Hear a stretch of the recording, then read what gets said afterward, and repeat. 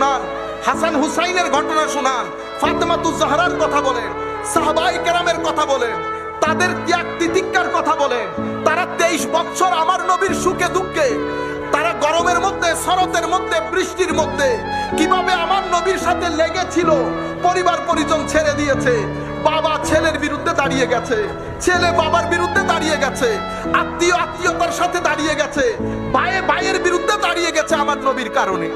সেই নবীর উম্মত আমরা, সে সাহাবায়ে কেরামের পদাঙ্ক অনুসরণকারী আমরা, সে আহলে বাইত রাসূলের মহব্বতের স্লোগানধারী আমরা। আমাদের জীবন যদি সুন্দর না হয়, আমার নবী লজ্জিত হবেন না।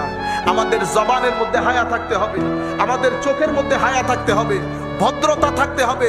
ভদ্রতা, নম্রতা, এগুলো শিখার জন্য বিশ্ববিদ্যালয়ে যাইতে হয়, কলেজে যাইতে হয়। এটার জন্য কি আপনি বলবেন আমি রিক্সা চালাই এই জন্য আমি জানি না ভদ্রতা কি? এটা একটা কথা হইলো? রিক্সা চালান, ট্যাক্সি চালান, কি